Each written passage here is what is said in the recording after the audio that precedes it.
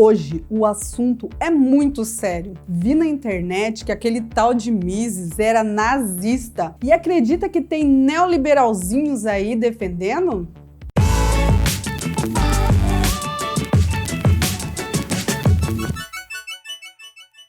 Olá, tudo bem com você? Vira e mexe, você encontra na internet algumas pérolas. E dessa vez eu encontrei isso daqui. Olha só esse tweet. O amigo neoliberal adora martelar que a CLT teve inspiração em Mussolini, mas odeia saber que Ludwig von Mises foi um colaborador do nazismo.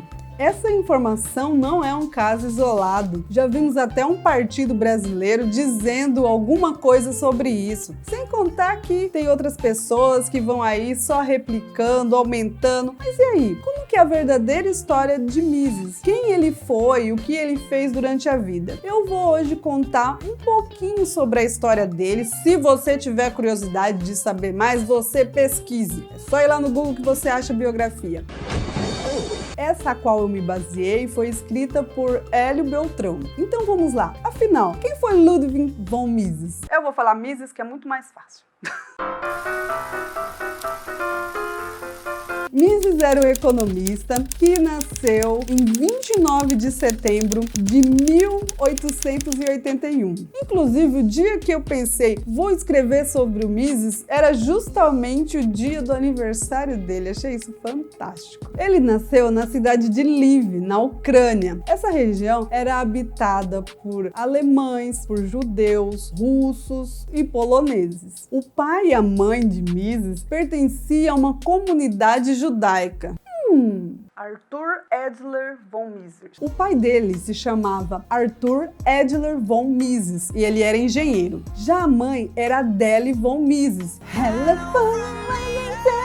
E ela era dona de casa. Ele teve dois irmãos, o Richard von Mises, que se tornou um grande matemático depois, e o Carl von Mises, que morreu muito novo, vítima de escarlatina. Na escola, o Mises adorava história, e quando ele ingressou na universidade em 1900, ele cursou por 2 anos o curso de Direito, mas ele teve que parar porque ele foi convocado para servir a artilharia imperial. Por conta disso, mais tarde, ele também foi convocado para servir na Primeira Guerra Mundial, onde ele se tornou capitão em 1918. Não gosto desse povo que vira capitão. E assim, quando ele ingressou lá na Universidade de Viena... Quando ele ingressou lá na Universidade de Viena, ele era defensor das políticas de intervenção do Estado. E bastou ele assistir às aulas do Elde von Filipovic que ele passou a ver essas intervenções de uma maneira diferente. E aí, depois de ler alguns livros, ele já estava adepto ao liberalismo. Mises também tentou a repartição pública, só que ele não se adaptou muito bem, porque ter que depender de um chefe, não ter muita liberdade, fez ele se desanimar e pedir exoneração, e pedir as contas. Ele trabalhou por 25 anos numa empresa privada de comércios e indústria. E aí chegou um ponto, né, que ele saiu. Mas assim, nesse período de 25 anos que ele esteve nessa empresa, ele ficou muito reconhecido na questão da economia, da política. Ele já tinha escrito alguns livros, que eu vou deixar a imagem aqui e aqui. E assim, ele já tinha uma certa visibilidade. E ele lecionou na Universidade de Viena de 1913 a 1934. Nesse período, ele recebia de acordo com a quantidade de aluno que tinha na sala. Então, ele nunca sabia quanto que ele ia receber no final do mês. Eu achei isso bem interessante. Eu fiquei pensando nos professores da escola pública aqui do Brasil. Dependendo do valor, eles tiraram uma graninha, visto que algumas salas de ensino médio e até ensino fundamental tem até 40, 45 alunos. Seria interessante. E assim, Mises não foi solteirão a vida inteira.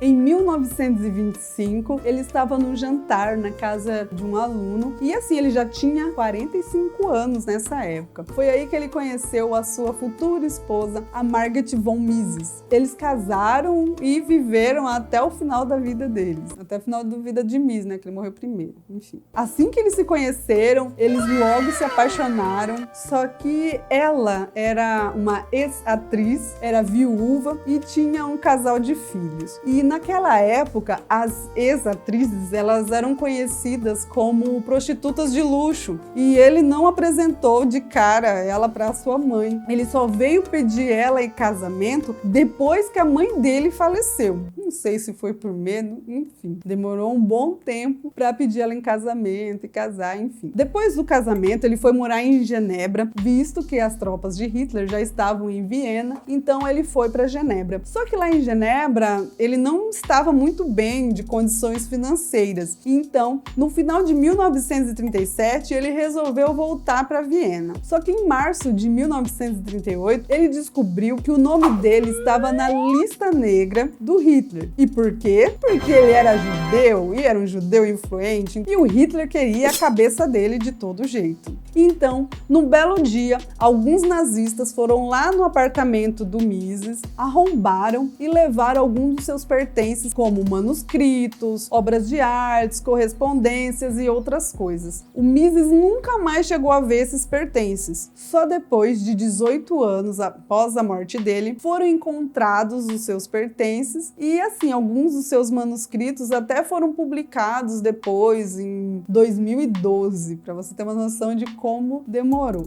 Depois que arrombaram o seu apartamento, ele fugiu com a esposa para a Suíça porque era um país que estava mais neutro. Mas mesmo assim, os nazistas não desistiram dele e começaram a pressionar o governo da Suíça para entregar a cabeça dele. Então, depois de uma tentativa de sequestro, ele decidiu a fugir dali para outro lugar, ficou tentando o visto americano até que ele conseguiu. Então, ele, junto com a esposa dele, pegou um ônibus até Lisboa, super arriscado ali, coisa de filme, e de lá ele conseguiu pegar um navio que conseguiu chegar em Nova York. Aos 58 anos de idade, Mises chega em Nova York com pouca bagagem, pouco dinheiro, sem emprego, completamente perdido, coitado. E assim, o fato dele ser contra a questão de intervenção do Estado e tudo mais, não era visto assim com bons olhos. Ele teve dificuldade para arrumar emprego, para você ter uma ideia, ele demorou 1 ano para conseguir o primeiro emprego, e aí ele também publicou outras obras muito conhecidas, que eu vou colocar aqui, e aqui, e aqui. Seria muito interessante se você lesse alguma dessas obras, que assim, eu gosto muito, e eu acho que você que está assistindo também iria gostar. Um dado bem interessante que, quando ele chegou lá nos Estados Unidos, ele percebeu que as obras que ele tinha escrito lá, quando ele morava em Viena, enfim, foram escritas em alemão, o pessoal tinha traduzido de uma maneira assim, meia porta, vamos assim dizer. E aí ele percebeu que não correspondia direito às ideias dele. Então ele mesmo traduziu algumas de suas obras e a partir dali as pessoas também conseguiram entender melhor o que ele estava tentando falar. E ele começou a ter mais credibilidade, começou a ser mais visto, começou a fazer muitas palestras e acabou se adaptando naquele local. E então Mises morre aos 92 anos, um economista austríaco que passou a vida inteira defendendo a liberdade, muito coerente nos seus pensamentos. E eu gostaria que vocês pensassem, teria como ele, um judeu, ter colaborado com o nazismo e ter fugido dessa maneira? O que você pensa aí? Outras pessoas falam que Mises era fascista porque ele foi conselheiro do Dollfuss, que era um fascista. Por ele ter sido conselheiro, logo ele era um fascista. Só que ele também foi conselheiro do Otto Bauer, que era marxista. Então faz disso Mises marxista? E ele também disse em uma obra que o fascismo tinha boas intenções. Mises, em suas obras, sempre deixou muito claro que ele era contra o totalitarismo,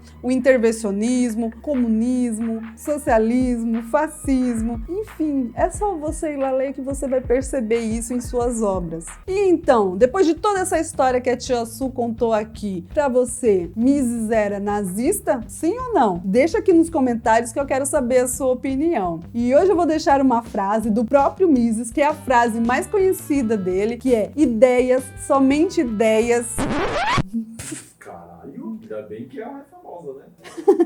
Ideias, somente ideias podem iluminar a escuridão. E por hoje é só. Espero que você tenha gostado. Espero que você já esteja inscrito nesse canal. Se você gostou, curta, compartilhe com seus amigos e siga a gente lá no Instagram, no Facebook. E até o próximo vídeo. Tchau, tchau!